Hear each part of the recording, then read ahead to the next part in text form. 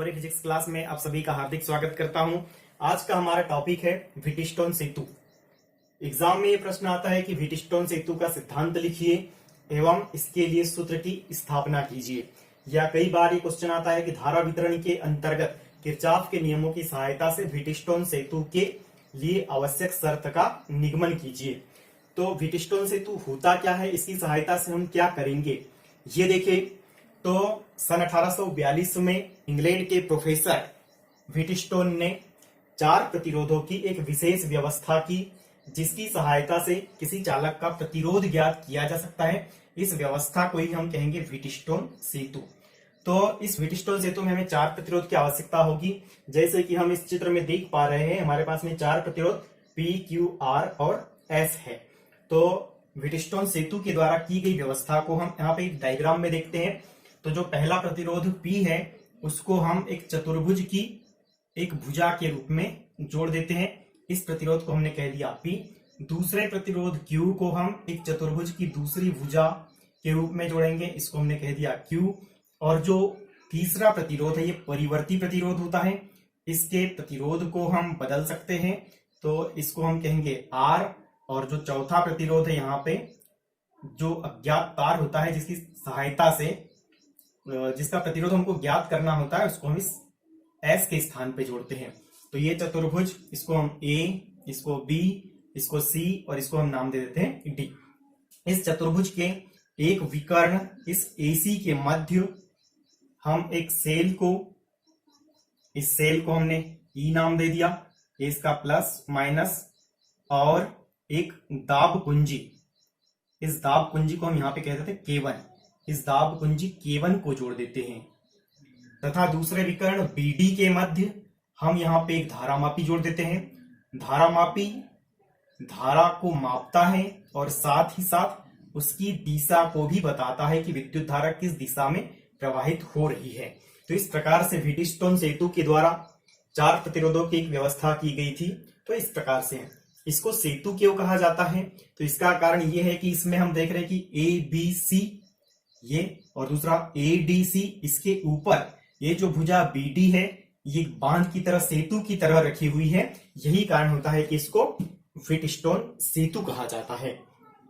अब जब इस सेल से धारा बहेगी, तो इससे बहने वाली धारा को हम कह देंगे I।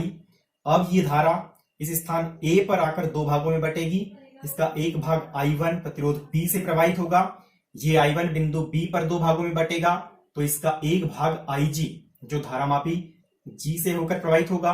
दूसरा भाग जो है वो शेष भाग, I1 का शेष भाग, तो I1 का शेष भाग निकालने के लिए हम I1 में से IG को घटा देते हैं, तो I1 माइनस IG प्रतिरोध Q से प्रवाहित होगा। यहाँ पे इस धारा का जो दूसरा भाग है, इसको हमने यहाँ पे नाम दे दिया I2, ये प्रतिरोध R से प्रवाहित होगा। ये यहाँ पे बिंदु D पर आएगी जब ये धारा, उसी समय IG भी यहाँ पे आएगी, और इस प्रतिरोध S से प्रवाहित होने वाली धारा हो जाएगी ये I2 प्लस IG। ये इस बिंदु C पर ये दोनों धाराएं मिलेगी, और यहाँ पे हम दिखेंगे कि ये टोटल जो धारा है वो इसमें से I प्रवाहित होगी। तो इस प्रकार से इस व्हीटस्टोन के द्वारा की गई व्यवस्था हम यहाँ पे चित्र में देख पा रहे हैं। अब व्हीटस्टोन सेतु का सिद्धांत क्या है, ये देखें।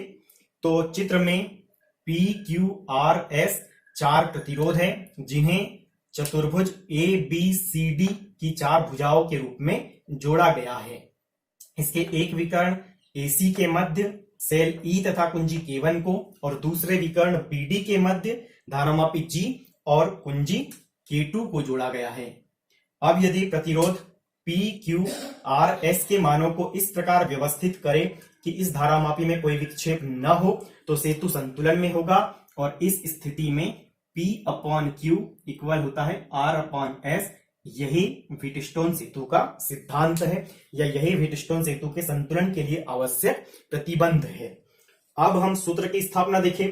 तो सूत्र की स्थापना में हम लिखेंगे कि जब दाब कुंजी K1 और K2 को दबाया जाता है, तो परिपथ के विभिन्न भागों में तीर की दिशा में विद्युत धाराएं बहने लगती है।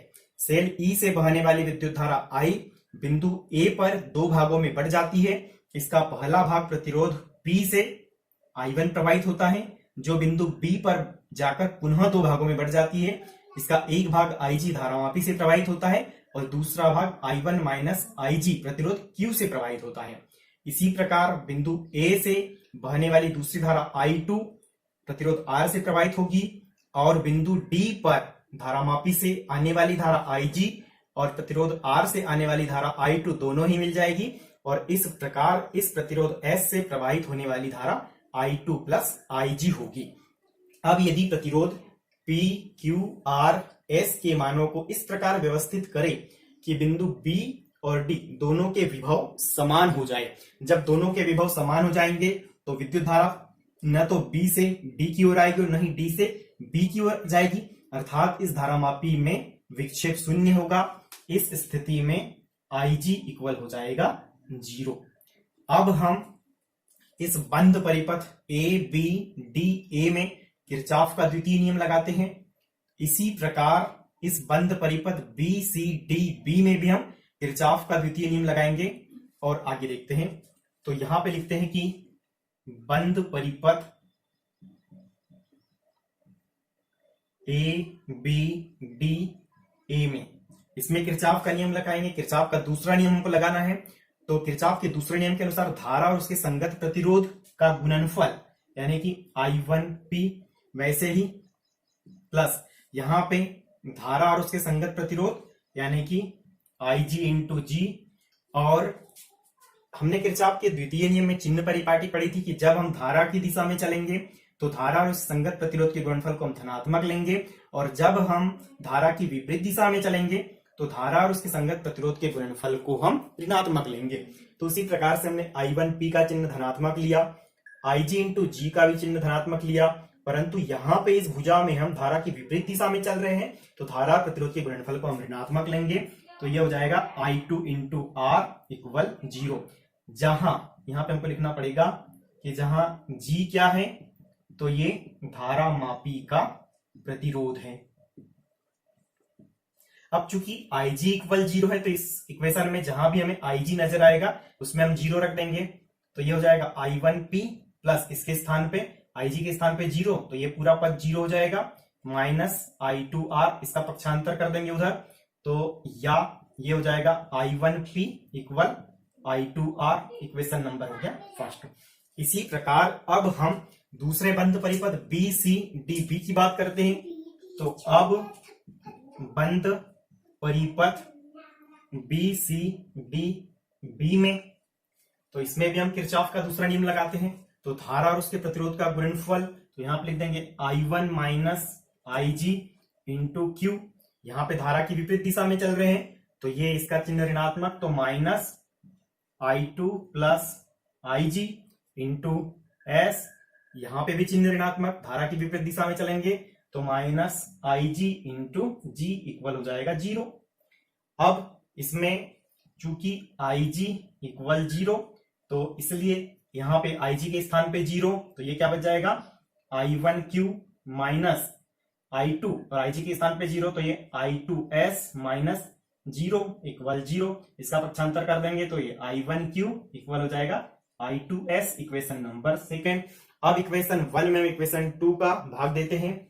तो यहां पे लिख देते हैं हम समीकरण 1 भागित समीकरण 2। तो लेफ्ट हैंड साइड में लेफ्ट हैंड साइड का भाग, राइट हैंड साइड में राइट हैंड साइड का भाग। तो ये हो जाएगा I1P upon I1Q equal I2R upon I2S। इससे ये कैंसिल, इससे ये कैंसिल, ये बचेगा हमारे पास P upon Q equal R upon S।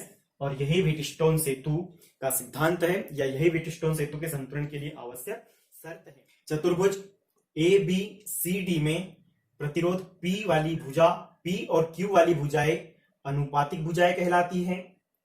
प्रतिरोध R वाली भुजा ज्ञात भुजा कहलाती है और प्रतिरोध S वाली भुजा अज्ञात भुजा कहलाती है।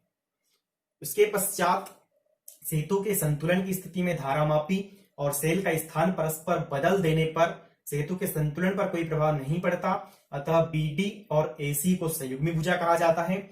और सेतु की सुग्राहिता अधिकतम उस समय होती है जबकि चारों ही प्रतिरोध समान क्रम के होते हैं।